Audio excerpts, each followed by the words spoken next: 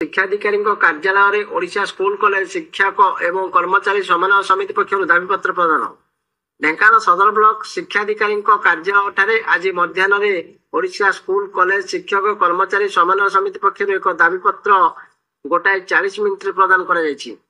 तुरंत एप्रति सरकार दृष्टि न दियंती तेज आसंता 8 तारिख में जिलापाल कार्यालय सम्मुख में आंदोलन कर जदि एथिरे सुफल न मिले तेबे अगस्ट 16 तारिख भुवनेश्वर ठारे गांधी मार्ग ठारे ओडिशार शह शह संख्यार विद्यालय और महाविद्यालय शिक्षक शिक्षयित्री शिक्षक कर्मचारी माने एही आंदोलन में शामिल होबे बोली आज दाबीपत्र माध्यम चेतावनी दैछंती। फकीरमोहन हाईस्कूल प्रधान शिक्षक आज आमे समस्त शिक्षक बंधु माने विभिन्न अंचल सदर ब्लॉक आसीचु प्रधान शिक्षक शिक्षयित्री सरपंच समस्त आसीचु आमर दाबीपत्र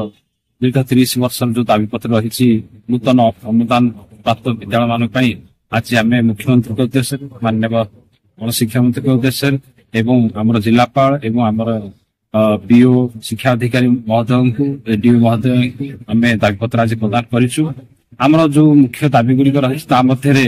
दीर्घ 30 वर्ष जो मैंने अनुदान पाई ना से अनुदान आम सरकार को आवेदन निवेदन करुचु एवं पेंशन कथा जो मैंने रिक्त हस्ते पड़े चाकरी काल सरीगला बिना पेंशन रे से माने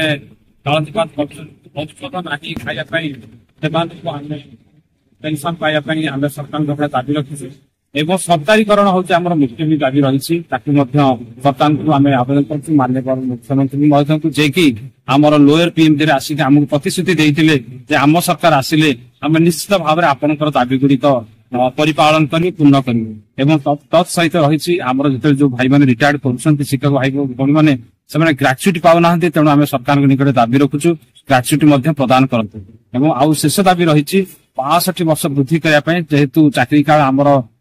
ये ब्लॉक ग्रांट बा न्यू एडेड रहा सरकार नियम भी यहाँ अच्छी जो मैंने सरकारीकरण में नहांती जो मैंने प्रत्यक्ष भाव सरकार सरकारी अनुदान पाऊना से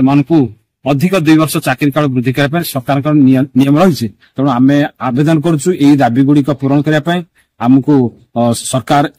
सत्र में साहाय्य सहयोग करेंगे और गोटे दृढ़ आशा रखिक आम पाखक समस्त शिक्षक शिक्षयित्री मान दाबी को पूरण करेंगे।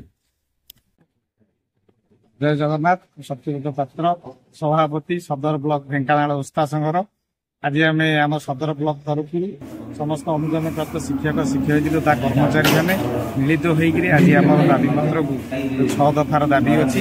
आज बीओ सार माध्यम आम मुख्यमंत्री शिक्षा मंत्री तथा ओडिशा सरकार को निवेदन करुचु आम मान दाबी को विचार कर संपूर्ण भाव आमको न्याय प्रदान कर दीर्घ वर्ष धरी जो आम असुविधार सम्मुखीन होचु तार प्रति सदय होकर आमको न्याय प्रदान।